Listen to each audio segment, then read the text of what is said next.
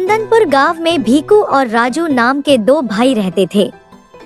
चंदनपुर एक छोटा सा शांत और प्यारा गांव था जहां की आबादी भी गिनी चुनी थी। दोनों भाई एक ही छत के नीचे रहते थे और उनका विवाह भी हो चुका था। कुछ ही समय पहले उनके पिता का देहांत हो गया था। जब तक पिता जीवित थे तब तक पूरा परिवार प्रेम और एकता से बंधा हुआ था। पिता की मौजूदगी ही जैसे पूरे परिवार की डोर थी जो सबको आपस में जोड़े रखती थी। परंतु पिता के जाने के बाद सब कुछ धीरे धीरे बदलने लगा। बड़े भाई भीकू और उनकी पत्नी के व्यवहार में एक अजीब सी दूरी और ठंडापन आ गया था। पिता की गैर मौजूदगी में अब वह अपनापन और वह गर्माहट धीरे धीरे धुंधला पड़ने लगा था, जैसे बादल सूरज को ढक लेते हैं। बड़ा भाई भीकू स्वभाव से तेज और हठी किस्म का व्यक्ति था। वह हर बात में अपने बड़े होने का फायदा उठाने लगा। छोटा भाई राजू इसके विपरीत बेहद सरल और विनम्र स्वभाव का था। उसकी पत्नी भी उसकी तरह ही सहज और शांत स्वभाव की थी। धीरे धीरे भीकू की टोकाटाकी बढ़ने लगी और घर के वातावरण में हल्की खटास आने लगी। बात केवल भाइयों तक सीमित नहीं रही, उनकी पत्नियों के बीच भी मैं बेहतर की तकरार बढ़ने लगी। छोटी छोटी बातों पर झगड़े और अनबन का माहौल बनता जा रहा था। कुछ ही दिनों में स्थिति ऐसी हो गई कि दोनों भाइयों ने अपनी अपनी रसोइयां भी अलग कर ली। इसके बावजूद घर में शांति कहीं दूर खो चुकी थी, जैसे वहां अब कोई सुकून भरी हवा का झोंका ही नहीं था। आखिरकार घर के बिगड़ते हालातों को देखते हुए दोनों भाइयों ने यह कठिन निर्णय लिया कि अलग हो जाना ही सबसे बेहतर होगा। उन्होंने तय किया कि संपत्ति, जमीन, मकान और बाकी सभी सामान का बराबर बराबर बंटवारा कर लिया जाए ताकि कोई भी पक्ष असंतुष्ट न रहे। भीकू ने छोटे भाई से कहा, राजू, मुझे लगता है कि इस बंटवारे में हमें गांव के मुखिया की मदद लेनी चाहिए। वो एक निष्पक्ष और सही निर्णय करेंगे जिससे आगे कोई विवाद न रहे। राजू ने सिर हिलाते हुए कहा, भैया, आप बिल्कुल ठीक कह रहे हैं। कल दोपहर को मैं मुखिया जी को घर पर बुला लेता हूँ। हम पूरे परिवार के सामने ही बंटवारा करेंगे ताकि सबके सामने एक साफ और न्यायपूर्ण फैसला हो सके। राजू और उसकी पत्नी को भी यह विचार सही लगा। अब सबकी निगाहें आने वाले कल पर थीं, जब परिवार के बीच की खींचातानी को एक अंतिम रूप मिलना था। अगले दिन भीकू सुबह सुबह ही घर से निकल पड़ा और दोपहर तक गांव के मुखिया जी को अपने साथ लेकर लौट आया। मुखिया जी ने घर में कदम रखते ही कहा, देखो भाइयों, बंटवारे का यह काम सबके सामने होना चाहिए ताकि किसी भी विवाद की गुंजाइश न रहे। अपनी अपनी पत्नियों को भी बुला लो जिससे सबकी सहमति में बंटवारा हो। भीकू और राजू ने अपनी पत्नियों को बुला लिया। सभी की उपस्थिति में मुखिया जी ने बंटवारे की प्रक्रिया शुरू की। उन्होंने कहा, जमीन का आधा आधा हिस्सा तुम दोनों के हिस्से आएगा, 5 बीघा भीकू के और 5 बीघा राजू के नाम। मकान भी काफी बड़ा है, इसे 2 बराबर हिस्सों में बांट दिया जाएगा। बाकी सामान भी बराबर बराबर बांट दिया जाएगा ताकि किसी को भी कोई कमी न लगे। मुखिया जी की बात सुनते ही सबने सहमति में सिर हिला दिया। तभी भीकू ने मुखिया जी से कहा, मुखिया जी, हमारे पास एक भैंस है, आंगन में एक अमरूद का पेड़ है और एक कंबल भी है। इन तीनों चीजों को तो आधा आधा नहीं किया जा सकता। इनका बंटवारा कैसे होगा?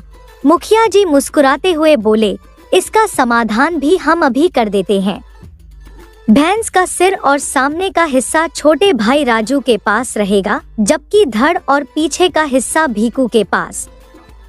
इसी तरह अमरूद के पेड़ की जड़ें राजू की ओर रहेंगी और ऊपर की शाखाएं और फल भीकू के हिस्से आएंगे। कंबल का भी हल ये है कि दिन के समय राजू के पास रहेगा और रात के समय भीकू के पास। मुखिया जी के इस बंटवारे को सुनकर राजू भीतर ही भीतर हैरान रह गया। उसे समझ आया कि इस तरह का बंटवारा तो केवल बड़े भाई भीकू को ही लाभ पहुंचाएगा, लेकिन उसने फिर भी चुप रहकर इसे स्वीकार कर लिया। असल में भीकू के मन में गहरी चालबाजी छिपी थी। वह पहले से ही यह तीनों चीजें, भैंस, अमरूद का पेड़ और कंबल, पूरी तरह हड़पना चाहता था। इसलिए उसने जानबूझकर इस तरह का पक्षपातपूर्ण बंटवारा करवाने के लिए मुखिया को रिश्वत दी ताकि सब कुछ उसी के पक्ष में हो जाए। भोला भाला राजू उसकी इस चाल को समझ ही नहीं सका। राजू की पत्नी भी इस असमान बंटवारे को लेकर हैरान थी, लेकिन उन्होंने इसे स्वीकार कर लिया। बंटवारे के बाद दोनों भाइयों ने घर के अपने अपने हिस्से संभाल लिए। अगली सुबह राजू जल्दी उठकर भैंस को चारा खिलाने और अमरूद के पेड़ को पानी देने लगा। जब दूध निकालने का समय आया तो भीकू वहां आ धमका और राजू को झिड़कते हुए बोला, तुम दूर हटो।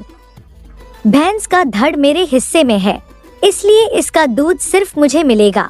राजू को यह सुनकर ठेस पहुंची, पर भीकू की यह हरकत उसकी सरलता का फायदा उठाने का एक और संकेत थी। जब राजू अमरूद के पेड़ के पास फल तोड़ने पहुंचा तो भीकू की पत्नी दौड़ते हुए आई और चिल्लाकर बोली, देवर जी, पेड़ का ऊपरी हिस्सा तो हमारे हिस्से में है, आप इन फलों को नहीं तोड़ सकते। राजू खामोश रह गया। शाम होते ही बड़ा भाई कंबल भी ले गया, क्योंकि रात के समय कंबल उसी के हिस्से में था। यही बंटवारे की शर्तों में शामिल था। उस रात ठंड में ठिठुरते हुए राजू की पत्नी ने उससे कहा, सुनो जी, आपके बड़े भाई ने आपके साथ बड़ा छल किया है। आप बहुत ही सीधे साधे हैं, पर आपका भाई एक चालाक व्यक्ति है।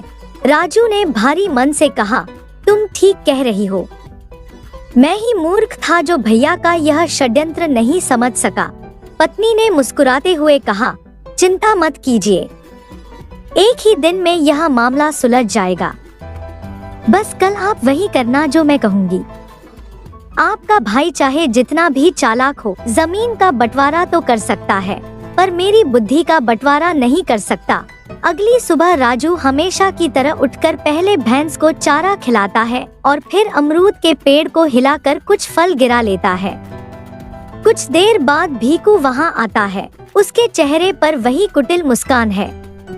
वह भैंस का दूध निकालने ही लगता है कि तभी राजू एक डंडा उठाकर भैंस के सिर पर हल्का सा मार देता है। भैंस बिदक जाती है और दूध देने से मना कर देती है। भीकू झल्लाते हुए चिल्लाता है, मूर्ख, यह क्या कर रहा है? राजू सरलता से जवाब देता है, भैया, मैं तुम्हारी नहीं बल्कि अपने हिस्से की भैंस को पीट रहा हूँ। बेचारा भीकू बिना दूध लिए ही वापस लौट जाता है।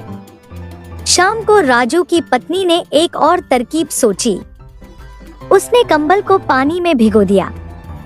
रात को जब भीकू कंबल लेने आया तो राजू ने भीगे हुए भारी कंबल को उसके हाथ में थमाते हुए कहा, लो भैया, रात का हिस्सा संभालो। ये तो बंटवारे की शर्त है। भीकू हैरानी से बोला, तुमने इसे पानी में क्यों डाला? राजू मुस्कुराते हुए बोला, दिन में कंबल मेरा है और मैं इसके साथ जो चाहे कर सकता हूँ। भीगे कंबल के साथ भीकू ठिठुरता हुआ रात गुजारने पर मजबूर हो गया। भीकू मन ही मन राजू को बुरा भला कहते हुए बड़बड़ाता वापस लौटा। घर पहुँचते ही उसकी पत्नी झुंझलाकर बोली, ये तुम्हारे सीधे साधे भाई को अचानक इतनी अक्ल कैसे आ गई? आखिर कौन इसे ये सब सिखा रहा है? खैर, कल सुबह देखते हैं कि क्या मामला है। अगले दिन सुबह सुबह अचानक आंगन से ठक ठक की आवाज आने लगी, जिसने भीकू और उसकी पत्नी की नींद उड़ा दी। दोनों बाहर निकले तो क्या देखते हैं, राजू कुल्हाड़ी लेकर अमरूद के पेड़ की जड़ पर वार कर रहा है।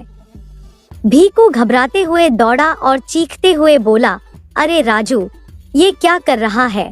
पेड़ क्यों काट रहा है? राजू ने सहजता से जवाब दिया, भैया, पेड़ की जड़ तो मेरे हिस्से की है, तो मैं चाहूँ तो इसे पानी दूं या फिर कुल्हाड़ी मारूं, ये मेरा हक है। भीकू झल्लाया, तुम आखिर चाहते क्या हो राजू? राजू ने गहरी सांस लेते हुए दृढ़ता से कहा, बस एक सही और निष्पक्ष बंटवारा, बिना किसी पक्षपात के। वैसा नहीं जैसा तुमने गांव के मुखिया को रिश्वत देकर करवाया था। भीकू ने कुछ पल सोचा और फिर हार मानते हुए बोला, ठीक है, अब हम सही मायनों में निष्पक्ष बंटवारा करवा लेंगे। फिर गांव के सभी बड़े बुजुर्गों को बुलाया गया और उन्होंने सोच विचार के बाद एक सटीक और न्यायपूर्ण समाधान निकाला। उन्होंने तय किया कि भैंस और कंबल 24 घंटे एक भाई के पास रहेंगे और फिर अगले 24 घंटे दूसरे भाई के पास। वहीं अमरूद के पेड़ पर 1 वर्ष तक एक भाई का अधिकार रहेगा और अगले वर्ष दूसरे भाई का। इस तरह पंचायत ने सबके सामने दूध का दूध और पानी का पानी कर दिया और दोनों भाइयों में सच्चे न्याय का बंटवारा करवा दिया। अगली कहानी। सोनपुर राज्य के एक छोटे से गांव में सुखिया नाम का एक साधारण लकड़हारा रहा करता था। वह अत्यंत गरीब था और उसकी गरीबी ऐसी थी कि उसने जंगल के एक कोने में अपनी एक छोटी सी झोंपड़ी बना रखी थी। उसके परिवार में उसकी पत्नी लाजवंती और एकमात्र बेटी चारुलता रहती थी। चारुलता की उम्र अब 20 वर्ष हो चुकी थी और उसकी सुंदरता की चर्चाएं दूर दूर के गांवों में होने लगी थी। एक दिन लाजवंती ने सुखिया से कहा, अब हमारी बेटी बड़ी हो गई है, उसकी उम्र विवाह के योग्य हो चली है, उसका हाथ पीला करने का समय आ गया है। सुखिया ने उसकी बातों को गंभीरता से सुना और कुछ सोचते हुए बोला, तुम बिल्कुल सही कहती हो लाजो, अब मैं और ज्यादा मेहनत करूंगा, जितनी हो सके लकड़ियां काटूंगा और हमारी बिटिया का भविष्य संवारने के लिए हर संभव प्रयास करूंगा। यह कहकर सुखिया ने अपनी पुरानी लेकिन प्रिय कुल्हाड़ी उठाई और संकल्प के साथ जंगल की ओर निकल पड़ा। उस दिन उसकी चाल में एक नया जोश, एक नई उम्मीद और एक पिता के दृढ़ संकल्प की झलक थी।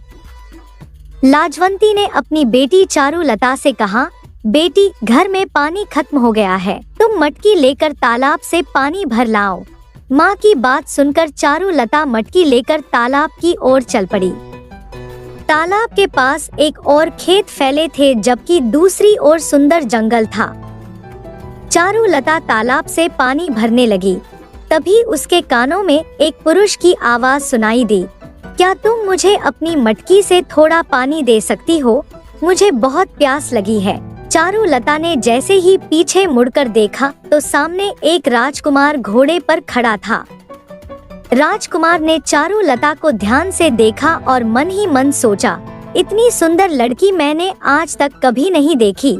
राजकुमार को यूं निहारते देख चारुलता हल्के से मुस्कुराई और बोली, आप मुझे ऐसे क्यों देख रहे हैं? राजकुमार ने संजीदगी से उत्तर दिया, कुछ नहीं, बस यूं ही, तुम्हारी सुंदरता ने मेरे मन को मोह लिया है। मैंने आज तक तुम्हारे जैसी सुंदर स्त्री नहीं देखी। चारुलता ने विनम्रता से कहा, सच्ची सुंदरता चेहरे पर नहीं, मन में होती है। इतना कहते हुए उसने मटकी राजकुमार की ओर बढ़ा दी। प्यास से बेहाल राजकुमार ने मटकी से पानी पिया मानो बरसों से प्यासा हो।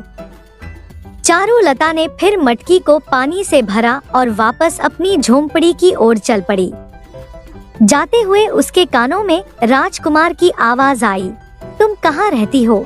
चारुलता ने ठहर कर कहा, गरीबों का कोई ठिकाना नहीं होता, उन्हें तन्हाई को ही अपना साथी बनाना पड़ता है। इतना कहकर चारुलता आगे बढ़ गई। राजकुमार जयदेव उसे रोकने के लिए एक कदम बढ़ाने ही वाला था कि तभी एक सैनिक की आवाज सुनाई दी, राजकुमार जयदेव, आप यहाँ कैसे? राजमहल लौटने का समय हो गया है। राजकुमार जयदेव की नजरें अब भी चारुलता पर टिकी थी, लेकिन वह अपने कर्तव्य को समझते हुए मन मसोसकर सैनिक के साथ राजमहल की ओर लौट गया। फिर भी उसके मन में एक अनकही दास्तान का बीज पनप चुका था। शाम का समय था। सुखिया चिंतित मन से अपनी पत्नी लाजवंती से बोला, सोचा था कि आज ज्यादा लकड़ियां काटूंगा तो ज्यादा आमदनी होगी, मगर आज तो उतनी भी लकड़ियां नहीं बिकी जितनी रोज बिक जाती थी। मुझे लगता है हमें सोनपुर राज्य के राजा से मिलना चाहिए। कहते हैं कि राजा संग्राम सिंह अपनी प्रजा की हर संभव सहायता करते हैं। लाजवंती ने सहमति जताते हुए कहा, तुम सही कहते हो, हमें कल ही सोनपुर के लिए निकलना चाहिए। सुखिया ने थोड़ी चिंता के साथ कहा, लेकिन एक मुश्किल है। हमारे पास धर्मशाला में ठहरने के लिए पर्याप्त धन नहीं है। लाजवंती मुस्कुराई और बोली, इस दुनिया में जंगल ही ऐसी जगह है जहाँ रहने के लिए धन की जरूरत नहीं होती। जैसे हम यहाँ इस जंगल में रह रहे हैं, वैसे ही सोनपुर में भी कोई न कोई ठिकाना ढूंढ लेंगे। सुखिया ने लाजवंती की बात पर हामी भर दी। अगले दिन वह अपनी पत्नी और बेटी चारुलता को लेकर एक नई उम्मीद और एक बेहतर भविष्य की तलाश में सोनपुर राज्य की ओर रवाना हो गया। राजकुमार जयदेव अपने महल के सुंदर कक्ष में विचारों में खोया टहल रहा था। तभी एक सैनिक आकर बोला, महाराज ने आपको बुलाया है। ठीक है, हम अभी आते हैं, कहकर जयदेव कुछ देर बाद उस कक्ष में पहुंचा जहां उसके पिता राजा संग्राम सिंह अपने मंत्रियों के साथ राज्य के मामलों पर चर्चा करते थे। जयदेव ने उनके सामने झुककर आदरपूर्वक कहा, पिताजी, आपने मुझे बुलाया। राजा संग्राम सिंह ने गंभीरता से उसे देखा और बोले, जयदेव, तुमसे कितनी बार कहा है कि जब हम राजकाज की चर्चा कर रहे हों तो हमें पिताजी नहीं महाराज कहा करो। ये नियम हमारी पीढ़ियों से चले आ रहे हैं और इन्हें बदलना उचित नहीं है, समझे? जयदेव ने सिर झुकाकर कहा, क्षमा कीजिए महाराज, मुझसे भूल हो गई। आपने मुझे क्यों बुलाया? राजा संग्राम सिंह ने ध्यान से उसे देखा और बोले, मैंने सुना है कि कल यात्रा से लौटने के बाद से तुम कुछ खोए खोए से हो। यह क्या है? ऐसा कुछ नहीं है महाराज, आपको अवश्य कोई गलतफहमी हुई है, जयदेव ने शांत स्वर में उत्तर दिया। राजा ने भौहें चढ़ाते हुए कहा, तो फिर तुम यह क्यों भूल गए कि आज की सभा में तुम्हें भी शामिल होना था? हमें सैनिक भेजकर तुम्हें बुलवाना पड़ा। याद रखना जयदेव, तुम इस राज्य के भावी राजा हो। यदि तुम खुद नियमों का पालन नहीं करोगे तो फिर प्रजा से कैसे अपेक्षा रखोगे कि वे उनका अनुसरण करें? जयदेव ने गंभीरता से सिर झुकाया और बोला, क्षमा कीजिए महाराज। यह कहकर वह कक्ष से बाहर चला गया। अगले दिन राजकुमार जयदेव अपने घोड़े पर सवार होकर उसी तालाब के किनारे पहुंचा जहां उसने पहली बार चारुलता को देखा था। वह पागलों की तरह चारों ओर उसे खोजने लगा, लेकिन चारुलता कहीं नजर नहीं आई। निराश और बेचैन होकर उसने खुद से कहा, उस अद्भुत कन्या से मुझे पहली ही नजर में प्रेम हो गया है। उसके बिना जीवन अब अधूरा सा लगता है। चाहे वह इस संसार के किसी भी कोने में हो, मैं उसे अवश्य ढूंढ निकालूंगा। यह दृढ़ निश्चय मन में लिए राजकुमार अपने महल की ओर लौट गया। उधर सुखिया अपने परिवार को लेकर सोनपुर राज्य की सीमा के पास एक घने जंगल में झोंपड़ी बनाकर रहने लगा।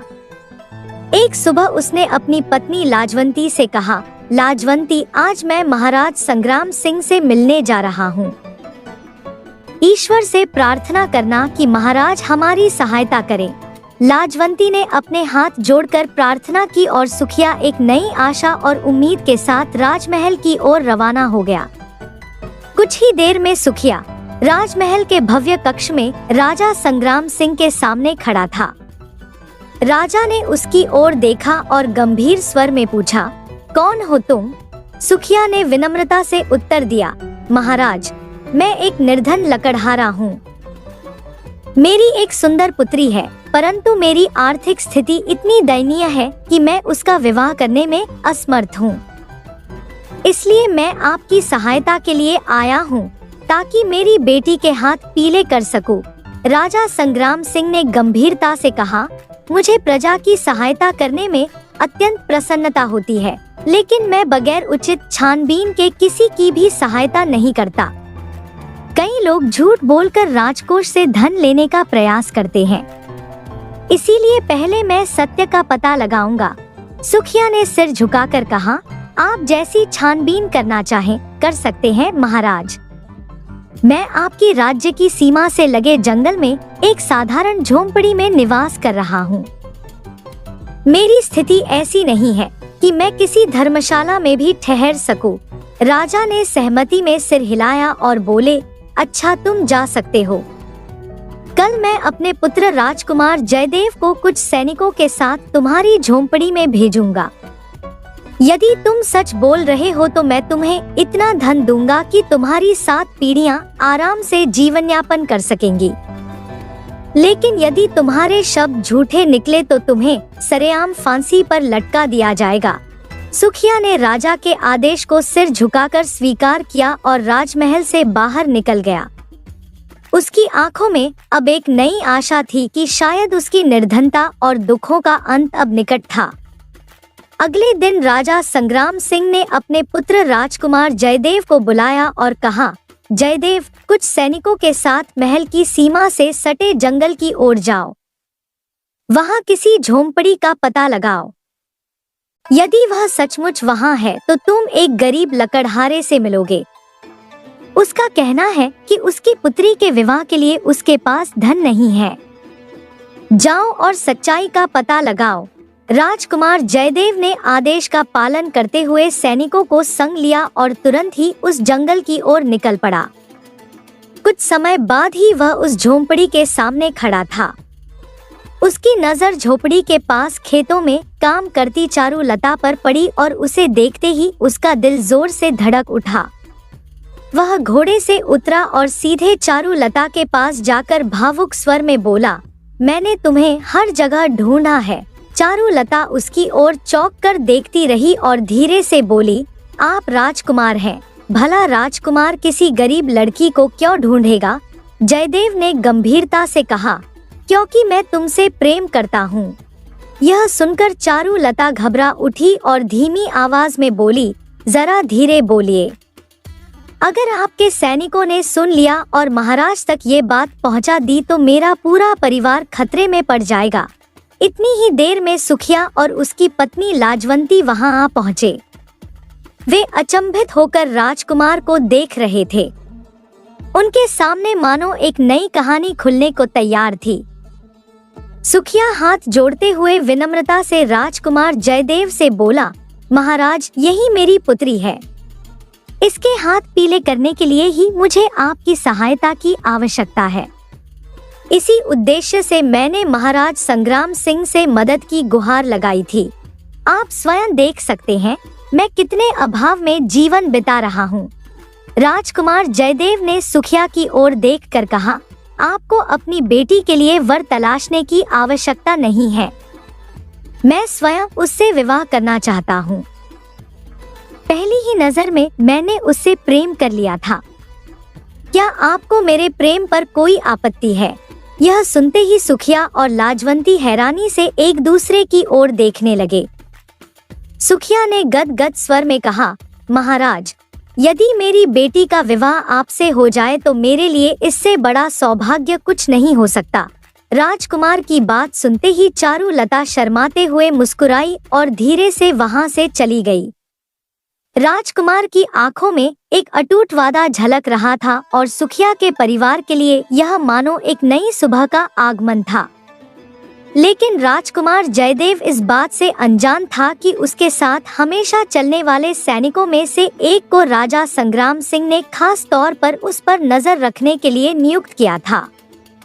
वह सैनिक राजकुमार की हर बात बड़े गौर से सुन रहा था। कुछ देर चारुलता से बात करने के बाद राजकुमार वहां से चला गया। इसके बाद राजकुमार और चारुलता के बीच मुलाकातों का सिलसिला आरंभ हो गया। राजकुमार जयदेव अब हर दिन चारुलता से मिलने के लिए आता और दोनों के दिलों के बीच प्रेम और विश्वास की डोर और भी मजबूत होती चली गई। एक दिन चारुलता ने गहरी नजरों से उसे देखा और बोली, हमें यूं मिलते हुए काफी समय हो गया है। क्या आपको नहीं लगता कि आपको अब अपने पिता से हमारे विवाह की बात करनी चाहिए? राजकुमार ने गंभीरता से उसकी बात सुनी और धीरे से बोला, तुम बिल्कुल सही कहती हो चारुलता। हर दिन मैं पिताजी के सामने विवाह की बात करने का सोचता हूँ, लेकिन न जाने क्यों मैं वह हिम्मत नहीं जुटा पाता। चारुलता ने उसके हाथ को थामते हुए कहा, आपको अपने प्रेम पर भरोसा करना चाहिए। मैंने सुना है कि सच्चे प्रेमियों को कोई अलग नहीं कर सकता। मुझे विश्वास है यदि आपका और मेरा प्रेम सच्चा और पवित्र है तो महाराज अवश्य हमारी बात मानेंगे। जयदेव ने उसकी आंखों में झांकते हुए दृढ़ता से कहा, मैं कल ही पिताजी से विवाह की बात करूंगा। अगले दिन राजकुमार जयदेव ने अपने पिता से निवेदन करते हुए कहा, पिताश्री, मुझे आपसे एक महत्वपूर्ण बात करनी है। राजा संग्राम सिंह ने उसके चेहरे की गंभीरता भांपते हुए क्रोध से उत्तर दिया, मुझे पता है कि तुम मुझसे क्या कहना चाहते हो। मैंने तुम्हें सत्य का पता लगाने भेजा था, न कि एक साधारण लकड़हारे की कन्या से प्रेम करने के लिए। राजकुमार जयदेव हैरानी में पड़ गया और आश्चर्यचकित होकर बोला, पिताजी, आपको यह कैसे ज्ञात हुआ कि मैं उस निर्धन लकड़हारे की पुत्री चारुलता से प्रेम करता हूँ? राजा संग्राम सिंह की आंखों में तीक्ष्णता झलक उठी। उन्होंने गहरी आवाज में कहा, क्या तुम सोचते हो कि मेरे लिए कुछ छुपा रहेगा? जो सैनिक तुम्हारे साथ चलते हैं वे मेरे लिए भी हैं। उनमें से एक मेरा विश्वस्त जासूस है जो तुम पर नजर रखता है। यह सुनकर जयदेव के हृदय में आक्रोश की लहर दौड़ गई। उसने अपनी आवाज में दृढ़ता भरते हुए कहा, पिताजी, मैं आपका पुत्र हूँ और भविष्य का राजा भी, पर आपने मेरे पीछे एक शत्रु के समान जासूस लगा दिया। राजा संग्राम सिंह का क्रोध और प्रज्वलित हो उठा। उन्होंने तीखे स्वर में कहा, अपने सीमाओं का अतिक्रमण मत करो जयदेव। तुम्हारा यह साहस कैसे हुआ कि तुम एक साधारण कन्या से प्रेम करो?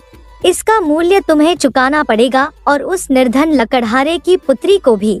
इतना कहते ही राजा ने अपनी आवाज को और गंभीर बनाते हुए आदेश दिया, सैनिकों, राजकुमार जयदेव को गिरफ्तार कर लो। उनके आदेश पर सन्नाटा छा गया और हर ओर जयदेव की आंखों में छाए दर्द और विद्रोह की एक अजीब सी झलक दिखने लगी। एक साहसी सैनिक ने साहस बटोरकर राजा संग्राम सिंह से कहा, महाराज, राजकुमार जयदेव आपके पुत्र हैं, परंतु कानून के सामने कोई भी, चाहे वह राजकुमार हो या साधारण व्यक्ति, ऊपर नहीं है। हम आपके आदेश का पालन करेंगे। राजा संग्राम सिंह ने कठोरता से सिर हिलाते हुए कहा, तो फिर प्रतीक्षा किस बात की? राजकुमार को गिरफ्तार करो और उस निर्धन लकड़हारे की पुत्री को भी पकड़कर कारागार में डाल दो। राजा के आदेश पर सैनिकों ने राजकुमार जयदेव को गिरफ्तार कर कारागार की ओर ले जाना शुरू किया। कुछ ही देर में एक अन्य टुकड़ी तेजी से सुखदेव के झोंपड़े की ओर पहुंची। सैनिकों की उस टोली को देखकर सुखदेव भय और विस्मय से घबराते हुए बोला, क्या हुआ? आप लोग मेरे झोंपड़े में क्या खोज रहे हैं?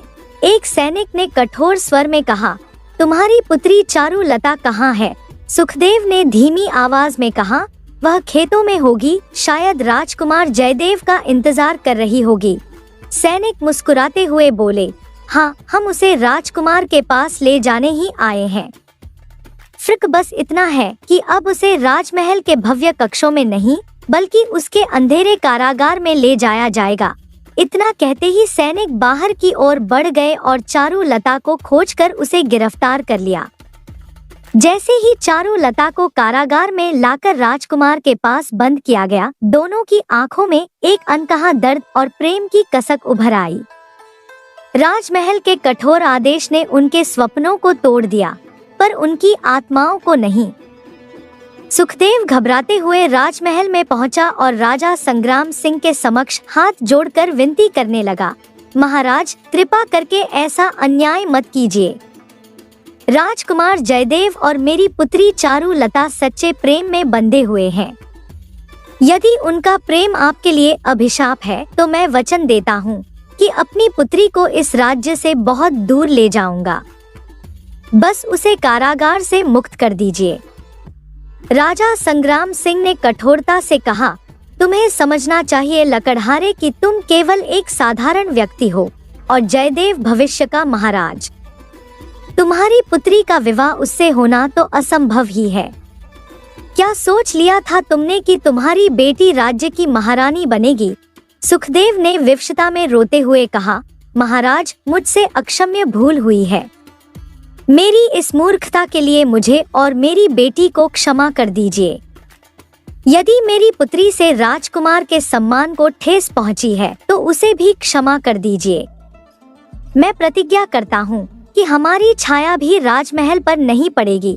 राजा ने एक निर्दयी मुस्कान के साथ कहा, राजकुमार जयदेव को हम कुछ समय के लिए कारागार में रखेंगे और फिर उसे छोड़ देंगे, परंतु तुम्हारी पुत्री को सरेआम फांसी पर लटकाया जाएगा, ताकि यह संदेश पूरे राज्य में फैल जाए कि कोई साधारण कन्या राजकुमार से विवाह करने का दुस्साहस न करे। सुखदेव का दिल इस निर्दयी फैसले को सुनकर टूट गया। उसने आंसुओं के साथ प्रार्थना की, महाराज, दोष मेरा है, मेरी बेटी का कोई अपराध नहीं है। आप मेरे प्राण ले लीजिए पर उसे छोड़ दीजिए। अगर उसे कुछ हुआ तो मेरी पत्नी का जीवन भी समाप्त हो जाएगा। राजा संग्राम सिंह गहरी सोच में डूबे हुए सुखदेव को ध्यान से देखते हुए बोले, एक शर्त है, मैं तुम्हारी पुत्री की जान बचा सकता हूँ, लेकिन इसके लिए तुम्हें एक असंभव कार्य करना होगा। यहाँ से कुछ दूर एक घना जंगल है, जहाँ एक गुफा में एक सिद्ध पुरुष वास करते हैं। कहा जाता है कि उनके पास एक दिव्य तलवार है। उस तलवार की शक्ति इतनी अपार है कि जिसे भी वह मिल जाए उसे कोई भी परास्त नहीं कर सकता। लेकिन वो तलवार इतनी आसानी से किसी को नहीं देते। सुखदेव ने दृढ़ता से सिर झुकाते हुए कहा, महाराज, मैं उस तलवार को किसी भी कीमत पर आपके समक्ष प्रस्तुत करूंगा। राजा की आंखों में कठोरता और स्नेह का अजीब सा मिश्रण था। वे बोले, पर याद रखना, यदि तुम इस कार्य में असफल रहे तो तुम्हें मृत्यु दंड दिया जाएगा। अब जाओ और अपना उत्तरदायित्व निभाओ। सुखदेव ने प्रणाम करते हुए दृढ़ निश्चय के साथ प्रस्थान किया। उसकी आंखों में अपनी पुत्री चारुलता को बचाने का संकल्प झलक रहा था, चाहे इसके लिए उसे कितनी भी कठिनाइयों का सामना क्यों न करना पड़े। सुखदेव उसी क्षण जंगल की ओर निकल पड़ा। 3 दिनों तक बिना थके लगातार चलता रहा और अंततः उस गहरी रहस्यमय गुफा के पास पहुंचा। गुफा के भीतर पहुंचते ही उसने देखा, वहां एक सिद्ध पुरुष शांत मुद्रा में ध्यानमग्न बैठे थे। सुखदेव ने प्रणाम कर कहा, महात्मन, मैं आपकी शरण में एक विनती लेकर आया हूँ। सिद्ध पुरुष ने अपनी आंखें खोलकर मुस्कुराते हुए पूछा, कौन हो तुम और यहाँ किस प्रयोजन से आए हो? सुखदेव ने सिर झुकाकर पूरी घटना सुनाई और कहा, मुझे वह तलवार चाहिए जो महाराज को अजय बना दे। इससे मेरी बेटी की जान बच जाएगी। सिद्ध पुरुष ने गहरी नजरों से सुखदेव को देखते हुए कहा, तो राजा संग्राम सिंह को ज्ञात है कि यह तलवार जिसे भी मिले उसे कोई नहीं हरा सकता, लेकिन उसे यह नहीं पता कि इस तलवार का अभिशाप यह है कि जो भी इसे धारण करता है वह शीघ्र ही मृत्यु को प्राप्त करता है। अब बताओ, क्या तुम अभी भी यह तलवार राजा को देना चाहते हो? सुखदेव ठिठक गया। वह एक सज्जन और निस्वार्थ व्यक्ति था। कुछ देर तक वह गहरी सोच में रहा, फिर दृढ़ स्वर में बोला, नहीं, महाराज के प्राण संकट में डालकर मैं अपने प्राण नहीं बचा सकता। चाहे राजा संग्राम सिंह मेरे और मेरी बेटी के जीवन का अंत कर दें, पर मैं उन्हें इस अभिशाप में नहीं डाल सकता। उनके ऊपर पूरे राज्य की जिम्मेदारी है। इतना कहकर सुखदेव ने नम्रता से विदा ली और सीधा राजमहल की ओर लौट पड़ा। सुखदेव खाली हाथ लौटा और राजा संग्राम सिंह के समक्ष पहुंचा। राजा उसे देखते ही क्रोध में आग बबूला हो उठा। तुम्हारे हाथ में वह तलवार क्यों नहीं है, लकड़हारे? कहाँ है वह तलवार? सुखदेव कुछ कहने के लिए होंठ खोलता ही है कि राजा गुस्से में गरज उठते हैं। अब तुम्हें सफाई देने का कोई मौका नहीं मिलेगा। तुमने शर्त पूरी नहीं की, इसलिए तुम्हें मृत्यु दंड दिया जाएगा। सैनिकों, इसे फांसी पर चढ़ा दो। सैनिकों ने जल्द ही उस निर्दोष लकड़हारे को फांसी पर चढ़ा दिया। उसके बलिदान का अंत संगीत के दुख भरे स्वरों में खो गया। फिर राजा संग्राम सिंह ने सैनिकों को आदेश दिया, जाओ, राजकुमार जयदेव और चारुलता को मेरे सामने लाओ। कुछ ही क्षणों में सैनिक दोनों को राजसभा में ले आए। अपने पिता का शव देखकर चारुलता का हृदय टूट गया और वह फूट फूट कर रोने लगी। राजा संग्राम सिंह ने उसकी ओर कठोरता से देखते हुए कहा, तुम्हारे पिता को मैंने एक अवसर दिया था तुम्हें बचाने का, पर वह असफल रहे। उसी क्षण सभा में वही सिद्ध पुरुष प्रकट हुए जिनसे मिलने सुखदेव गया था। उन्होंने राजा से गंभीरता से कहा, राजन, यह बेचारा व्यक्ति आपकी सुरक्षा के लिए उस तलवार को नहीं लाया, लेकिन आपने इसके निस्वार्थ प्रेम को समझे बिना इसकी जान ले ली। राजा यह सुनकर चौंक उठे और बोले, आप कहना क्या चाहते हैं महात्मन? सिद्ध पुरुष ने राजा की ओर गहरी नजरों से देखा और कहा, मैंने इस व्यक्ति को बताया था कि यह तलवार जिसे भी मिले वह अवश्य अजय बन जाता है, लेकिन यह भी कि तलवार के हाथ में आते ही उसकी मृत्यु अवश्यंभावी हो जाती है। यह लकड़हारा यह सुनकर कहने लगा, मैं ऐसी तलवार अपने राजा को नहीं दूंगा जो उनकी मृत्यु का कारण बने। इतना कहकर सिद्ध पुरुष वहां से अदृश्य हो गए और राजा संग्राम सिंह के मन में पछतावे की गहरी छाया छोड़ गए। उन्होंने जिस निस्वार्थ प्राणदाता की जान ली थी वह अब उन्हें ताम्र कचोटता रहेगा। तभी राजकुमार जयदेव ने क्रोध और दुख से भरे स्वर में अपने पिता की ओर देखते हुए कहा, धिक्कार है आप पर पिताजी, और धिक्कार है ऐसे राज्य पर। आज से मैं अपना राजसी जीवन त्यागता हूँ। मैं चारुलता को लेकर यहाँ से जा रहा हूँ। अब आप जीवन भर इस बात का पश्चाताप करते रहेंगे कि आपने सत्ता के नशे में एक निर्दोष की हत्या कर दी और अपने पुत्र को भी खो दिया। यह कहते हुए जयदेव ने चारुलता का हाथ थाम लिया और दृढ़ संकल्प के साथ राजमहल से निकल गया। दोनों ने उस जंगल का रास्ता पकड़ा जहां चारुलता की मां लाजवंती रहती थी। वहीं जाकर उन्होंने साधारण जीवन बिताना शुरू कर दिया, किसी आम व्यक्ति की तरह। उधर राजमहल में राजा संग्राम सिंह के पास अब केवल पछतावे का अंधकार रह गया था। उनका अहंकार उन्हें सब कुछ खोने का दंश दे गया था। एक छोटे से गांव में एक निर्धन व्यक्ति रहता था जिसे बचपन में शिक्षा प्राप्त करने का अवसर नहीं मिला था। उसके मित्र और सहपाठी समय के साथ पढ़ लिखकर विद्वान बन गए थे, लेकिन वह अभागा अनपढ़ ही रह गया। जैसे जैसे समय बीतता गया वह युवा हुआ और अपने साथियों की बुद्धिमानी देखकर उसे अपने जीवन की स्थिति पर गहरा दुख होने लगा। उसकी आत्मा में एक पीड़ा जागी कि यदि उसने भी पढ़ाई की होती तो वह भी आज अन्य लोगों की तरह समझदार और विचारशील होता। अपनी इस पीड़ा से व्यथित होकर एक दिन वह गांव के एक सम्मानित गुरुजी के पास गया। विनम्रता से उनके चरण स्पर्श करते हुए उसने कहा, गुरुजी, बचपन में विपरीत परिस्थितियों के कारण मैं शिक्षा प्राप्त नहीं कर सका और अब मूर्खता के अंधकार में जी रहा हूँ। कृपया मुझे ज्ञान का प्रकाश दिखाएं। गुरुजी ने उसकी बातें ध्यानपूर्वक सुनी और बोले, बेटा, ज्ञान वही प्राप्त करता है जो उसकी सच्ची महत्ता को समझे। तुम्हारी पात्रता की परख के लिए मैं तुम्हारी परीक्षा लूंगा। यदि तुम इसमें सफल हुए तो मैं तुम्हें अवश्य ज्ञान दूंगा। तुम्हें 1 वर्ष तक मेरे आश्रम में रहकर खेती का काम करना होगा, फिर मैं निर्णय करूंगा कि तुम इसके योग्य हो या नहीं। निर्धन युवक ने गुरुजी की बात सिर झुकाकर स्वीकार कर ली। वह पूरे समर्पण और मेहनत से गुरुजी के खेतों में काम करता रहा, उनके सभी आदेशों का पालन किया और गुरुजी की सेवा करता रहा। 1 साल बीतने पर उसकी निष्ठा और परिश्रम से प्रभावित होकर गुरुजी ने उसे बुलाया। प्रसन्न मन से उन्होंने कहा, वत्स, तुम्हारी तपस्या ने मुझे प्रसन्न किया है। अब मैं तुम्हें 3 अमूल्य शिक्षाएं दूंगा। युवक ने आदर पूर्वक सिर झुकाकर कहा, गुरुजी, कृपया मुझे ये शिक्षाएं प्रदान करें। गुरुजी ने गंभीरता से उसकी ओर देखा और बोले, पहली शिक्षा यह है कि घी संसार की सबसे पौष्टिक और सारवान वस्तु है। दूसरी शिक्षा यह कि एक राजा को रात में कभी सोना नहीं चाहिए। और तीसरी शिक्षा यह है कि जब कोई स्त्री अपने मर्यादाओं से बाहर जाने लगे तो उसे अनुशासन में रखना चाहिए। यह कहकर गुरुजी मौन हो गए।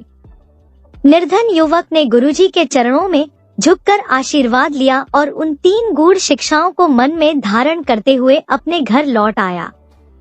उसके मन में यह अटूट विश्वास था कि गुरुजी की शिक्षाओं में छिपा ज्ञान उसे सही मार्ग दिखाएगा और उसका जीवन बदल जाएगा।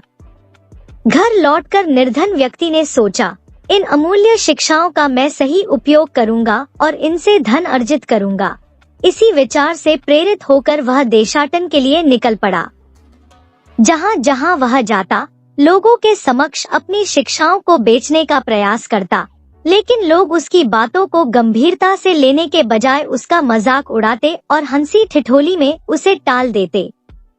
उसकी स्थिति दिन ब दिन बिगड़ती चली गई और भूख प्यास से त्रस्त होकर वह निराश हो गया। उसने मन ही मन सोचा, इस तरह तो मैं भूखा मर जाऊंगा। क्यों न मैं राजा के दरबार में जाकर अपनी शिक्षाएं प्रस्तुत करूं? इसी विचार के साथ वह राजमहल की ओर चल पड़ा और अंततः राजा के दरबार में पहुंचा। राजा ने उसकी करुण कथा ध्यानपूर्वक सुनी और उसकी दी गई शिक्षाओं के बारे में जानने की इच्छा प्रकट की। निर्धन व्यक्ति ने पूरे आदर के साथ अपनी तीनों शिक्षाएं राजा के सामने रखीं। राजा ने गहरी गंभीरता से उसकी बातें सुनी और फिर कहा, मैं तुम्हारी शिक्षाओं की सत्यता की परीक्षा करूंगा। यदि वे सही सिद्ध हुई तो तुम्हें मनोनुकूल इनाम मिलेगा। तब तक तुम मेरे दरबार में ही ठहरो। निर्धन व्यक्ति ने राजा के आदेश का पालन किया और विनम्रतापूर्वक सिर झुकाकर इस परीक्षा के परिणाम की प्रतीक्षा करने लगा। पहली शिक्षा की परीक्षा शीघ्र ही शुरू हुई। राजा ने शुद्ध घी का सेवन शुरू किया और इसके साथ ही नियमित व्यायाम भी करने लगा। कुछ ही दिनों में उसने अपने स्वास्थ्य में अद्भुत सुधार महसूस किया। उसका शरीर पहले से अधिक सशक्त और ऊर्जावान हो गया। राजा प्रसन्न था कि निर्धन व्यक्ति की पहली शिक्षा सच सिद्ध हुई। अब बारी थी दूसरी शिक्षा की। राजा ने इसे परखने के लिए रात में सोना त्याग दिया और अब वह प्रतिदिन वेश बदलकर अपनी राजधानी की गलियों में घूमने लगा, ताकि वह यह जान सके कि रात के अंधेरे में उसके राज्य में क्या घटता है। एक रात जब वह नगर की तंग गलियों से गुजर रहा था, तो अचानक उसने एक स्त्री की करुणा भरी रुदन की आवाज सुनी। उसकी चीखें राजा के दिल को चीरने लगी। वह आवाज की दिशा में बढ़ा और एक दुखी स्त्री को अश्रुपूरित नेत्रों के साथ पाया। उसकी व्यथा ने राजा को भीतर तक हिला दिया। राजा ने स्नेहपूर्ण और विनम्रता से पूछा, हे देवी, तुम कौन हो और किस कारण तुम इस गहन दुख में डूबी हो? क्या मैं तुम्हारी कोई सहायता कर सकता हूँ? स्त्री ने कांपते हुए शब्दों में अपनी दारुण कथा सुनाने के लिए राजा की ओर देखा और राजा उसकी कहानी सुनने को तैयार हो गया। वह स्त्री गहरी पीड़ा से बोली, मैं इस नगर की देवी हूँ और मैं इस नगर के राजा के निकट आती हुई भीषण विपदा के कारण शोकाकुल हूँ। कल आधी रात के समय इस राज्य के राजा की मृत्यु सुनिश्चित है और यही मेरे हृदय को व्याकुल कर रहा है। राजा के हृदय में भय की लहर दौड़ गई, परंतु उसने अपने भावों पर नियंत्रण रखा। संयमित स्वर में उसने नगर देवी के चरणों में नतमस्तक होकर कहा, हे देवी, मैं ही इस राज्य का राजा हूँ। कृपा करके मुझे बताइए, क्या कोई उपाय है जिससे मैं अपनी मृत्यु को टाल सकूं? नगर देवी ने गहरी दृष्टि से राजा की ओर देखा और कहा, हे राजन, तुम्हारी मृत्यु तो निश्चित है, क्योंकि स्वयं काल देवता नाग के रूप में तुम्हारे प्राण हरने आएगा। लेकिन एक उपाय है जिससे तुम इस नियति से बच सकते हो। यदि तुम अपने महल के दक्षिणी द्वार के पास 2 तालाब खुदवाओ, एक में दूध भरवाओ और दूसरे में गन्ने का मीठा रस, तब तुम्हारी रक्षा संभव है। जब रात गहरी हो जाए, तुम इन तालाबों के पास बैठकर भगवान का भजन करते रहना। इससे काल देवता की शक्ति क्षीण हो जाएगी और तुम्हें जीवनदान मिल सकता है। नगर देवी राजा से ये रहस्यमयी बातें कहकर अंतर्ध्यान हो गई। राजा तुरंत महल लौट आया और सुबह होते ही उसने नगर देवी के निर्देशों के अनुसार दोनों तालाब खुदवाने का आदेश दे दिया। एक तालाब को शुद्ध दूध से भरा गया, जबकि दूसरे को मीठे गन्ने के रस से। जैसे ही रात का अंधकार घना हुआ, राजा तालाबों के किनारे बैठकर भगवान की भक्ति में तल्लीन हो गया। उसकी आंखों में विश्वास की लौ और हृदय में अडिग प्रार्थना थी।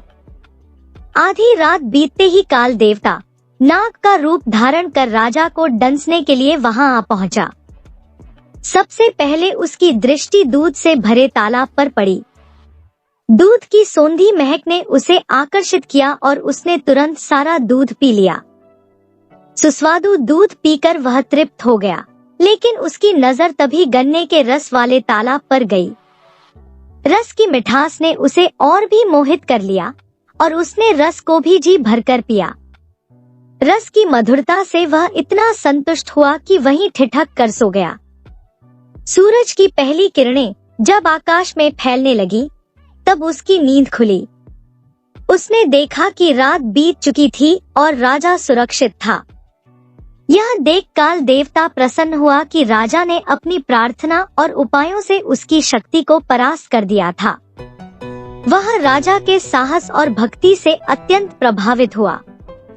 अतः प्रसन्नचित्त होकर काल देवता ने राजा से कहा, हे राजन, मैं तुम्हारे प्राण हरने आया था, किंतु तुम्हारे धैर्य और साहस से मैं अत्यंत प्रभावित हूँ। इसीलिए अब तुम्हारी मृत्यु नहीं होगी। मैं तुम्हें एक वरदान देने के लिए भी तैयार हूँ। तुम जो चाहे मांग लो। राजा ने तब विनम्रता पूर्वक काल देवता को नमन किया और निवेदन किया, हे देव, कृपा कर मुझे ऐसा वरदान दीजिए जिससे मैं पशु, पक्षियों और कीट पतंगों की भाषा समझ सकूं। काल देवता ने सहमति में सिर हिलाया और कहा, तथास्तु। परंतु स्मरण रहे, यह वरदान तुम्हारे पास तब तक ही रहेगा जब तक तुम इस रहस्य को किसी अन्य के समक्ष प्रकट नहीं करोगे। यदि तुमने यह रहस्य किसी को भी बताया, उसी क्षण तुम्हारी मृत्यु निश्चित रूप से हो जाएगी। इतना कहकर काल देवता अंतर्ध्यान हो गए। राजा के हृदय में संतोष और आंखों में नवजीवन की चमक थी। उसने निर्धन व्यक्ति द्वारा दी गई दूसरी शिक्षा को सफलता पूर्वक परख लिया था।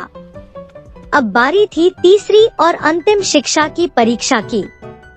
कुछ समय बाद एक दिन राजा और रानी महल के बगीचे में साथ बैठकर भोजन कर रहे थे।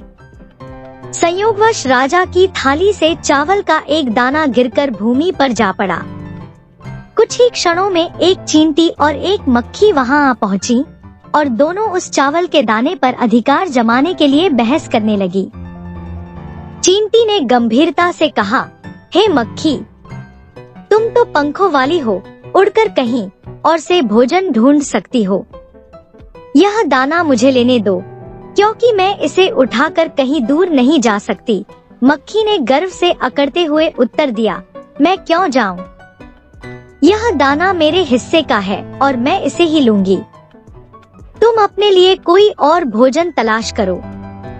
राजा, जो अब पशु पक्षियों और कीट पतंगों की भाषा समझने में सक्षम हो चुका था, इस हास्यपूर्ण संवाद को सुनकर अपनी हंसी रोक नहीं सका। उसकी आंखों में मुस्कान की चमक थी और हंसी में सजीवता। उसने अपनी थाली से एक और चावल का दाना नीचे गिरा दिया ताकि दोनों को अपना अपना हिस्सा मिल सके। यह दृश्य राजा के हृदय में गहरे संतोष का कारण बना।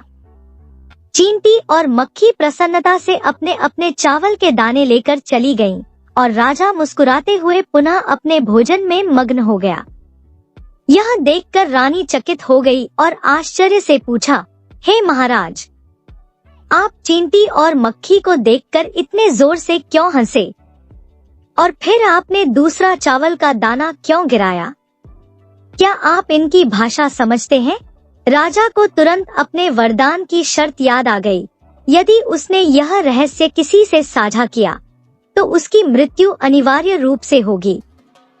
इसीलिए राजा ने रानी के प्रश्न का कोई उत्तर नहीं दिया और चुपचाप भोजन करता रहा। रानी उसकी चुप्पी से व्याकुल हो उठी। वह बार बार आग्रह करती रही, मुझे सच सच बताइए, आप क्यों मौन हैं? राजा ने संयमित स्वर में कहा, रानी, संसार की हर बात बताने योग्य नहीं होती। यह रहस्य मैं तुम्हें नहीं बता सकता। राजा का यह उत्तर रानी को असंतुष्ट कर गया। उसका गुस्सा और भी बढ़ गए और वह क्रोध में तमतमाती हुई बिना कुछ कहे महल से बाहर निकल गई। उसके मन में प्रतिशोध की ज्वाला भड़क उठी और वह सीधे नदी की ओर बढ़ी, यह निश्चय करते हुए कि वह नदी में कूदकर अपना जीवन समाप्त कर लेगी। राजा, जो रानी से अत्यधिक प्रेम करता था, उसके पीछे पीछे नदी तट तक चला गया। जैसे ही वे नदी किनारे पहुंचे, राजा की नजर नदी के उस पार एक लोमड़ और उसकी पत्नी पर पड़ी। वह दृश्य अत्यंत विचित्र था। लोमड़ अपनी पत्नी को पीटते हुए कह रहा था, क्या तुम सोचती हो कि मैं तुम्हारी हर बात मान लूंगा? क्या तुमने मुझे इस राज्य का राजा समझ लिया है, जो अपनी रानी के पीछे पीछे अंधे प्रेम में दौड़ा चला आ रहा है? अगर यह राजा इसी तरह चलता रहा तो एक दिन उसकी मृत्यु सुनिश्चित है। लोमड़ की इस तीखी बात ने राजा को गहराई तक झकझोर दिया। उसकी आंखें खुल गईं और उसे अपनी गलती का आभास हुआ। उसने तुरंत अपना निर्णय बदला और रानी को वहीं छोड़कर राजमहल की ओर लौट गया। रानी, जो राजा के प्रेम और मनुहार की प्रतीक्षा कर रही थी, यह देखकर स्तब्ध रह गई कि राजा उसे मनाने नहीं आया, बल्कि वह तो गुस्से में है और उसे वहीं छोड़ गया। उसे अपने आचरण पर पछतावा हुआ और वह भी चुपचाप महल लौट आई। महल लौटने के बाद राजा ने उस निर्धन व्यक्ति को दरबार में बुलवाया। वह अब उसकी तीनों शिक्षाओं की सच्चाई को पूर्ण रूप से परख चुका था। राजा के मुख पर प्रसन्नता की आभा थी। उसने मुस्कुराते हुए कहा, तुम्हारी तीनों शिक्षाएं न केवल सत्य हैं, बल्कि असीम मूल्यवान भी हैं। तुम्हारे ज्ञान और धैर्य ने मुझे गहराई से प्रभावित किया है। राजा ने निर्धन व्यक्ति को अपार धन और मान सम्मान से नवाजा और उसे आदर पूर्वक विदा किया। निर्धन व्यक्ति अब धनी और प्रतिष्ठित होकर अपने गांव लौटा और वहां उसने सुख और समृद्धि के साथ अपना जीवन व्यतीत किया। अगली कहानी। दिल्ली के नगर में दिवाकर नाम का एक युवक व्यापारी रहता था। उसकी 2 दुकानें थी और एक सुंदर सा मकान, जिसमें वह अपने परिवार के साथ सुख शांति से रहता था। दिवाकर एक आकर्षक व्यक्ति था। उसके बाल रेशमी, चमकदार और घुंघराले थे। स्वभाव से वह हंसमुख और संगीत प्रेमी था। युवावस्था में उसे शराब पीने की आदत पड़ गई थी और नशे में कभी कभी वह शोर भी मचाया करता था। परंतु विवाह के बाद उसने यह बुरी आदत छोड़ दी थी और एक जिम्मेदार पति और पिता बन गया था। एक दिन जब गर्मी का मौसम था, दिवाकर ने गंगा स्नान और कुंभ मेले के लिए जाने का निश्चय किया। गाड़ी तैयार हो चुकी थी और वह अपने बच्चों और पत्नी से विदा लेने पहुंचा। पत्नी ने उसके हाथ पकड़ते हुए कहा, प्राणनाथ, आज यात्रा न करें। मैंने रात एक बुरा सपना देखा है। दिवाकर मुस्कुराते हुए बोला, प्रिय, क्या तुम्हें डर है कि मैं मेले में जाकर तुम्हें भूल जाऊंगा? पत्नी ने चिंतित स्वर में कहा, नहीं, मैं यह नहीं कह रही, परंतु मेरा दिल अनजाने डर से भरा हुआ है। मैंने सपने में देखा कि जब तुम लौटे तो तुम्हारे बाल सफेद हो चुके थे। दिवाकर हंसते हुए बोला, यह तो शुभ संकेत है, चिंता मत करो। देखना, मैं सारा सामान बेचकर तुम्हारे लिए ढेर सारी सुंदर चीजें लेकर लौटूंगा। यह कहकर वह गाड़ी में बैठा और यात्रा पर निकल पड़ा। रास्ते में उसे एक और व्यापारी मिला, जिससे उसकी पुरानी पहचान थी।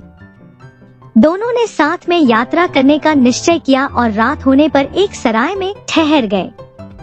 शाम के समय दोनों ने भोजन किया और फिर सराय के अलग अलग कमरों में जाकर सो गए। रात का वातावरण शांत था, लेकिन दिवाकर के मन में कहीं न कहीं पत्नी की बातें गूंज रही थी। दिवाकर को सुबह जल्दी उठने की आदत थी। उसने सोचा कि ठंडी सुबह में यात्रा करना आसान रहेगा, इसीलिए वह अंधेरे में ही उठ गया, घोड़ों को तैयार करवाया, सराय के भटियारे को पैसे दिए और बिना किसी को बताए गाड़ी लेकर रवाना हो गया। लगभग 25 कोस की यात्रा के बाद जब घोड़ों को आराम देने की जरूरत महसूस हुई तो वह एक अन्य सराय में ठहर गया। आराम करने के लिए आंगन में बैठकर उसने अपने सितार को उठाया और धीरे धीरे बजाने लगा।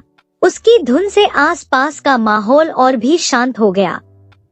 थोड़ी देर बाद अचानक एक गाड़ी सराय के आंगन में आकर रुकी। उसमें से एक पुलिस अधिकारी और 2 सिपाही उतरे। अधिकारी दिवाकर के पास आकर बैठ गया और कड़वी आवाज में पूछने लगा, तुम कौन हो? कहां से आए हो? दिवाकर ने विनम्रता पूर्वक अपनी पूरी जानकारी दी और उन्हें भोजन करने का निमंत्रण दिया। परंतु पुलिस अधिकारी उसके निमंत्रण को नजरअंदाज करते हुए बार बार वही सवाल दोहराने लगा, कल रात तुम कहां ठहरे थे? क्या तुम अकेले थे या तुम्हारे साथ कोई और भी था?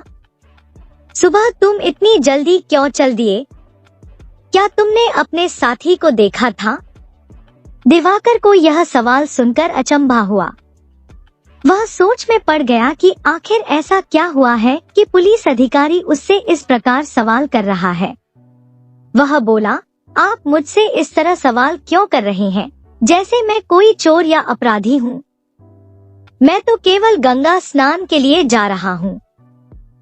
आखिर आपको मुझसे क्या काम है? पुलिस अधिकारी गंभीरता से बोला, मैं इस इलाके का पुलिस अफसर हूँ और ये सवाल इसीलिए पूछ रहा हूँ क्योंकि कल रात जिस सौदागर के साथ तुमने सराय में रुककर रात बिताई थी वह आज सुबह मृत पाया गया है। इसीलिए हम तुम्हारी तलाशी लेने आए हैं। यह सुनते ही दिवाकर के माथे पर चिंता की लकीरें उभर आईं। उसके मन में भय की हलचल मच गई। अफसर ने बिना समय गंवाए उसका सामान खंगालना शुरू कर दिया। कुछ ही क्षणों में पुलिस अधिकारी ने उसके थैले से एक खून से सना छुरा निकाला। दिवाकर के होश उड़ गए।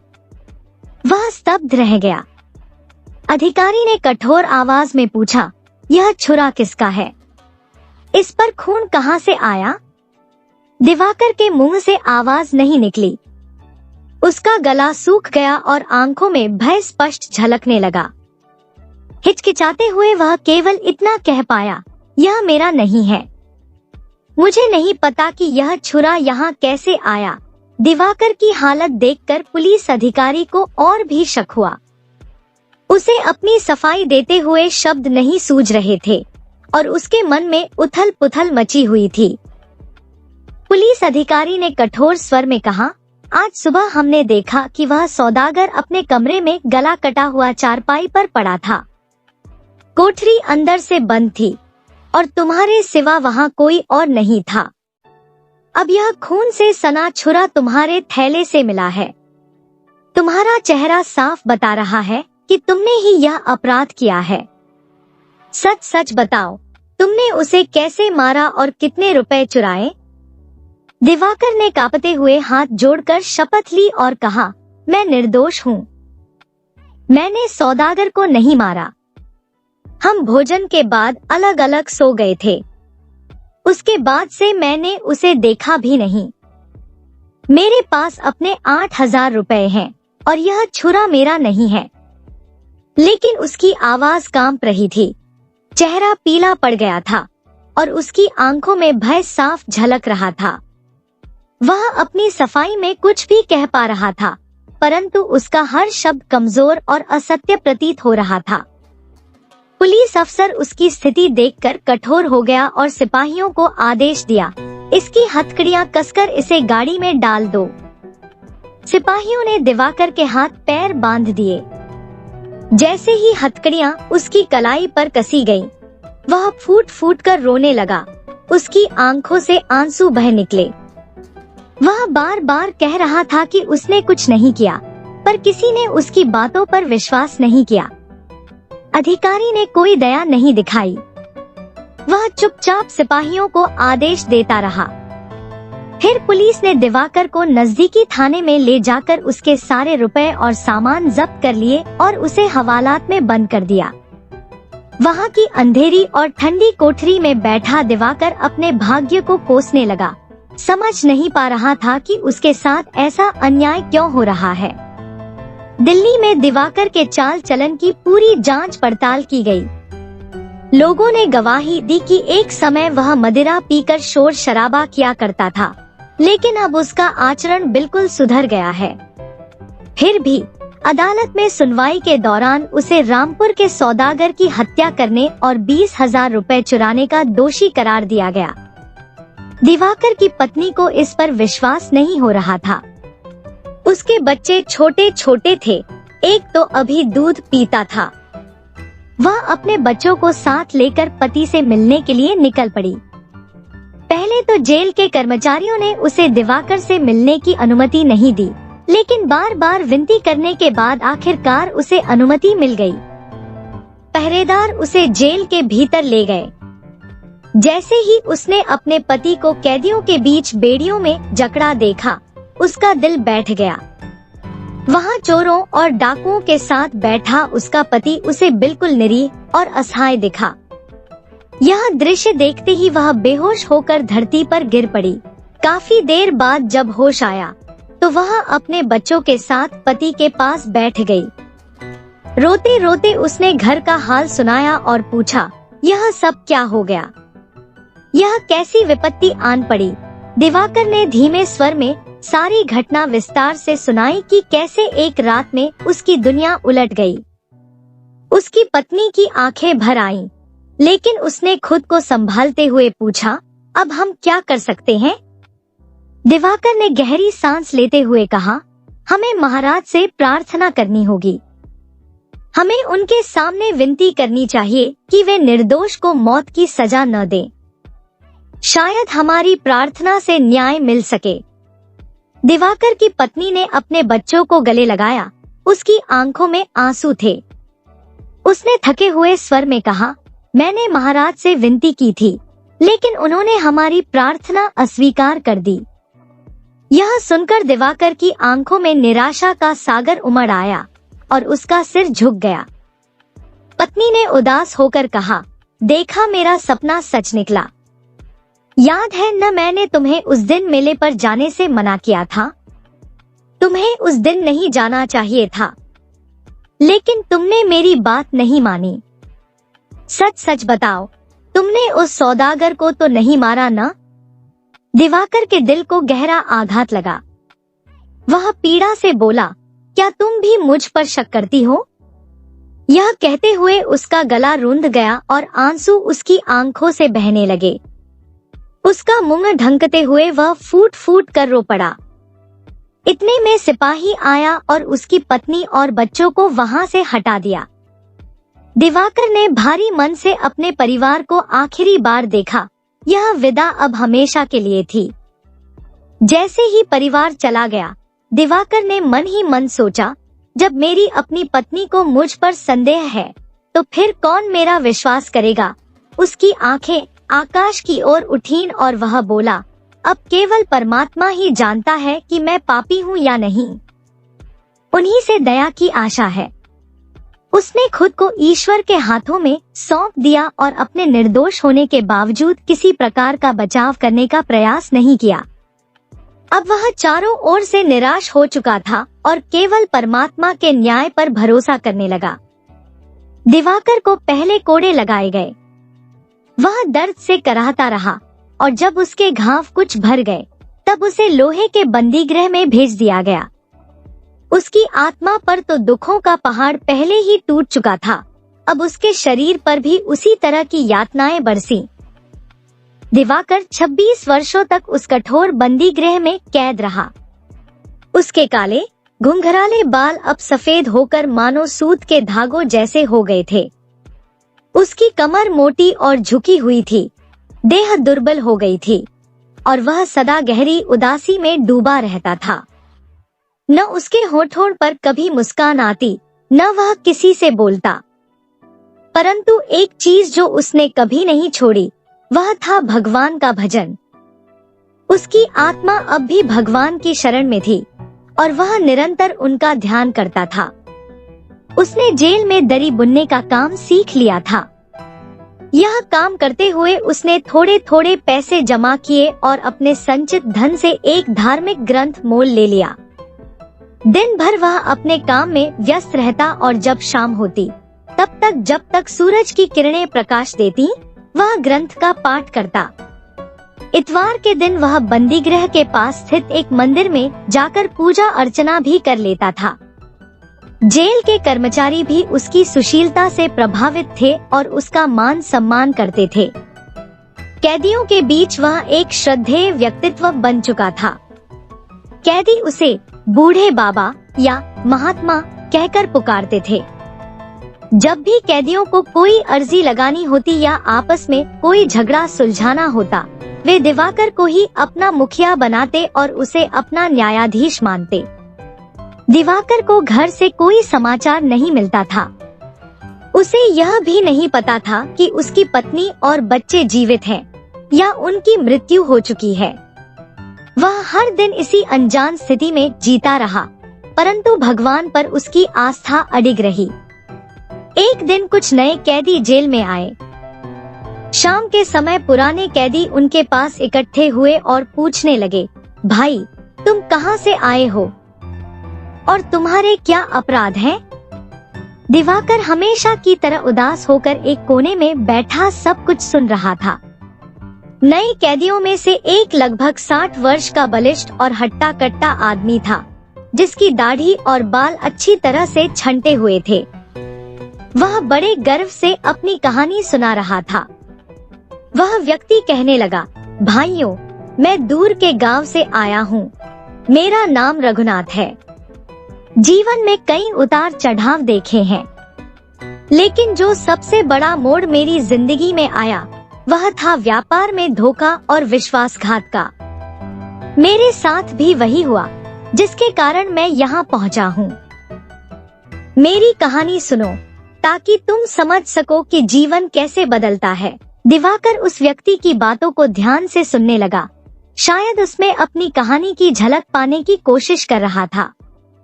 भाइयों, मेरा एक मित्र था।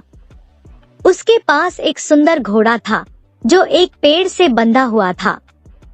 मुझे उस दिन किसी काम से घर जल्दी लौटना था, तो मैंने सोचा कि घोड़ा लेकर चला जाऊं, बाद में मित्र को समझा दूंगा। मैं घोड़े पर सवार होकर अपने गांव चला गया और वहां जाकर घोड़े को छोड़ दिया। जब वापस लौटा तो मित्र कहीं चला गया था। इसी बीच पुलिस ने मुझे चोर ठहराकर पकड़ लिया। अब कोई यह भी नहीं बता सका कि मैंने किसका घोड़ा चुराया और कहां से। फिर भी मुझे यहाँ चोरी के अपराध में भेज दिया गया है। यह तो बड़ी विचित्र बात है भाई। इससे पहले मैंने एक ऐसा काम किया था कि वास्तव में मुझे बहुत बड़ी सजा मिलनी चाहिए थी, पर उस वक्त तो मुझे किसी ने पकड़ा ही नहीं। अब जब मैंने कुछ नहीं किया तो यहाँ लोहगढ़ में भेज दिया गया हूँ। एक उत्सुक कैदी ने दूसरे नए कैदी से पूछा, तुम कहाँ से आए हो भाई? नया कैदी उत्तर देने लगा, मैं दिल्ली से आया हूँ। मेरा नाम बलदेव सिंह है। तभी कोने में बैठे दिवाकर ने, जो अब तक मौन था, धीरे से पूछा, भला बलदेव सिंह, तुम दिल्ली से आए हो, क्या तुम्हें दिवाकर के घर वालों का कुछ हाल चाल पता है? वे कैसे हैं? वे जीते हैं या? बलदेव सिंह ने दिवाकर को ध्यान से देखा और फिर यूं ही बात बनाकर कहा, जानने की क्या बात है बाबा, मैं दिवाकर के घर वालों को अच्छे से जानता हूँ। वे सुखी और संपन्न हैं। उनका कारोबार खूब फल फूल रहा है। हाँ, इतना जान लो कि उनका पिता यहीं इसी जेल में कहीं कैद है। उसका अपराध भी मेरे जैसा ही था। वैसे बूढ़े बाबा, तुम यहाँ कैसे आए? दिवाकर ने अपनी दुख भरी कहानी बताने से इनकार कर दिया। उसने केवल एक लंबी सांस ली और बोझिल स्वर में कहा, भाई क्या कहूँ, मैं अपने पापों का फल भुगत रहा हूँ और 26 वर्षों से इस बंदी गृह में पड़ा हूँ। यही मेरी किस्मत है। बलदेव ने उत्सुकता से कहा, क्या पाप बाबा? बताओ तो सही, मुझे भी सुनने दो। दिवाकर ने अपना सिर हिला दिया और निराशा भरे स्वर में कहा, छोड़ो भाई, पापों का फल भोगना तो सभी को पड़ता है, यही संसार का नियम है। दिवाकर और कुछ कहने को तैयार नहीं था, लेकिन अन्य कैदियों ने बलदेव को उसकी पूरी कहानी सुना दी कि वह एक निर्दोष सौदागर के हत्या के झूठे इल्जाम में फंसाकर यहाँ लाया गया था। जैसे ही बलदेव ने यह सुना, वह दिवाकर को और ध्यान से देखने लगा। अचानक उसने अपने घुटने पर हाथ मारा और जोर से कहा, वाह वाह, ये तो बहुत अजीब बात है। लेकिन बाबा, तुम तो इतने बूढ़े हो गए हो, तुम्हें देखकर बड़ी हैरानी हो रही है। दूसरे कैदियों ने बलदेव से पूछा, तुम दिवाकर को देखकर क्यों चकित हो गए? क्या तुमने उसे पहले कहीं देखा है? बलदेव ने उन सवालों का कोई उत्तर नहीं दिया, पर उसके चेहरे पर गंभीरता साफ झलक रही थी, जैसे कोई बड़ा रहस्य उसके दिल में दफन हो। दिवाकर के मन में एक गहरा संशय उठने लगा कि शायद बलदेव ही रामपुरी सौदागर के असली हत्यारे को जानता है। उसने सीधे पूछा, बलदेव सिंह, क्या तुमने उस समय की बातें सुनी थी और मुझे पहले कहीं देखा है? बलदेव ने एक हल्की हंसी के साथ कहा, अरे भाई, वो बातें तो सारे शहर में फैल गई थी, भला मैं कैसे न सुनता। लेकिन अब तो बहुत समय बीत गया, कुछ याद नहीं रहा। दिवाकर ने फिर पूछा, तुम्हें पता है कि उस सौदागर को किसने मारा था? बलदेव ने चालाकी से मुस्कुराते हुए जवाब दिया, जिसके थैले में छुरा मिला वही तो हत्यारा हुआ। और अगर किसी ने छुरा थैले में छिपा भी दिया हो, तो जब तक कोई पकड़ा न जाए, उसे चोर कौन कहेगा? थैला तुम्हारे सिरहाने रखा था, अगर कोई दूसरा आकर छुरा उसमें छिपाता तो तुम जरूर जाग जाते। बलदेव की बातों ने दिवाकर के दिल में पक्का यकीन भर दिया कि असल में सौदागर का हत्यारा यही है। वह चुपचाप वहां से उठकर चला गया, परंतु रात भर उसकी आंखों में नींद नहीं आई। उसका मन बेचैनी और उदासी से भर गया था। पुरानी यादें एक एक करके उसके सामने आने लगी। उसे वह समय याद आया जब उसकी पत्नी ने उसे मेले पर जाने से रोका था। उसकी आंखों के सामने पत्नी की वह चिंता भरी सूरत आ गई। ऐसा लगा मानो वह वहीं खड़ी हो। उसकी आवाज और हंसी तक उसे सुनाई देने लगी। फिर उसे अपने छोटे छोटे बच्चों की तस्वीर याद आई। उसे अपने जीवन के वे सुनहरे दिन याद आए जब वह अपने घर के आंगन में सितार बजाया करता था। कितनी शांति और आनंद था उस समय। फिर उसे उस मनहूस सराय की याद आई जहां उसे पकड़ा गया था। उसके सामने वह स्थान आ गया जहां उसे कोड़े मारे गए थे। फिर जेल की बेड़ियां और 26 वर्षों का लंबा दुख भरा जीवन। ये सारी बातें उसकी आंखों के सामने घूमने लगी, मानो कोई दुखदाई फिल्म चल रही हो। वह इतना दुखी हो गया कि मन ही मन सोचने लगा कि अब तो जीवन समाप्त कर लेना ही अच्छा है। उसका हृदय व्यथित होकर बोला, हाय, इस बलदेव ने मेरे साथ क्या कर दिया? अब मैं अपना सब कुछ गंवाकर भी इसका बदला जरूर लूंगा। दिवाकर ने भले ही पूरी रात भजन किया, लेकिन उसके मन को शांति नहीं मिली। दिन में उसने बलदेव को देखना भी छोड़ दिया था। 15 दिन ऐसे ही बीत गए। उसकी हालत यह थी कि न दिन में चैन था, न रात को नींद। भीतर ही भीतर वह क्रोध की आग में जल रहा था। एक रात जब वह जेल के आंगन में टहल रहा था, उसने देखा कि कैदियों के सोने के चबूतरे के नीचे से धीरे धीरे मिट्टी गिर रही है। यह देखकर वह वहीं ठहर गया, यह जानने के लिए कि मिट्टी कहां से आ रही है।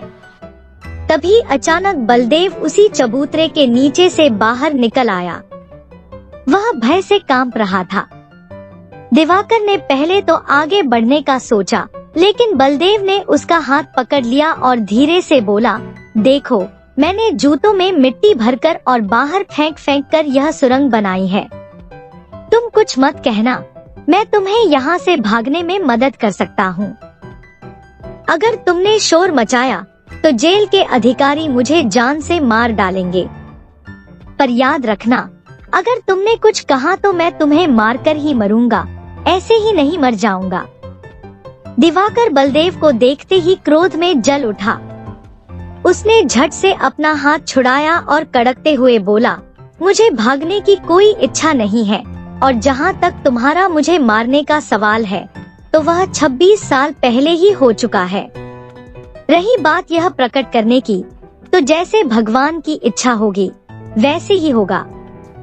मैं अपनी आत्मा को तुम्हारी धमकियों के डर से कलंकित नहीं करूंगा। दिवाकर की बात सुनकर बलदेव का चेहरा पीला पड़ गया। वह समझ गया कि दिवाकर अब डरने वाला नहीं है। अगले दिन जब सभी कैदी बाहर काम करने गए तो पहरेदारों ने जेल के आंगन में पड़ी मिट्टी को देखा। खोजबीन करने पर सुरंग का पता चल गया। जेल के हाकिम ने सभी कैदियों से पूछताछ शुरू की, लेकिन किसी ने कुछ नहीं बताया। सभी जानते थे कि अगर बलदेव का नाम लिया गया तो उसे सख्त सजा मिलेगी। अफसरों को दिवाकर पर पूरा भरोसा था, वह उसे सत्यवादी मानते थे। उन्होंने उसे बुलाया और कहा, बाबा, तुम सच्चे आदमी हो, हमें सच सच बताओ कि यह सुरंग किसने खोदी है। बलदेव पास ही खड़ा था, मानो उसे इस बात की कोई खबर ही न हो। दिवाकर के होंठ और हाथ दोनों कांप रहे थे। वह भीतर ही भीतर विचार करने लगा, जिस व्यक्ति ने मेरा पूरा जीवन तबाह कर दिया उसे मैं क्यों बचाऊं? उसे उसके कर्मों का फल मिलना ही चाहिए। लेकिन अगर मैंने इसे बता दिया तो बलदेव का अंत निश्चित है। शायद मेरे मन में जो द्वेष और भ्रम है वह गलत हो सकता है कि उस सौदागर को किसी और ने मारा हो। अगर बलदेव ही हत्यारा है तो उसे मरवा देने से मेरी पीड़ा कम नहीं होगी। अफसर ने फिर पूछा, बाबा, चुप क्यों हो, बताओगे नहीं? दिवाकर ने शांत होकर जवाब दिया, मैं कुछ नहीं कह सकता, आप जो उचित समझें करें। हाकिम ने बार बार पूछताछ की, लेकिन दिवाकर कुछ नहीं बोला। आखिरकार बात वहीं समाप्त हो गई और सुरंग की गुत्थी अनसुलझी ही रह गई। रात की निस्तब्धता में दिवाकर जब अपनी कोठरी में बिस्तर पर लेटा हुआ था तो अचानक बलदेव चुपके से भीतर आ गया। दिवाकर ने उसे देखा और पूछा, बलदेव सिंह, तुम यहाँ क्यों आए हो? क्या चाहते हो? बलदेव कुछ नहीं बोला। दिवाकर ने फिर पूछा, क्या चाहते हो? यहाँ से चले जाओ, वरना मैं पहरे वालों को बुला लूंगा। बलदेव घुटनों के बल गिरकर बोला, दिवाकर, मुझे माफ कर दो, कृपया मुझे माफ कर दो। क्यों? दिवाकर ने पूछा। बलदेव ने गहरी सांस ली और कहा, मैंने ही उस सौदागर की हत्या की थी और छुरा तुम्हारे थैले में छिपाया था। मैं तुम्हें भी मारना चाहता था, लेकिन अचानक किसी के आने की आहट सुनकर मैं भाग गया। दिवाकर चुपचाप सुनता रहा, कुछ नहीं कहा। बलदेव ने उसकी ओर देखते हुए कहा, भाई दिवाकर, भगवान के लिए मुझ पर दया करो, मुझे क्षमा करो। मैं कल अपने अपराध को स्वीकार कर लूंगा। तुम्हें छोड़ दिया जाएगा और तुम अपने घर लौट सकोगे।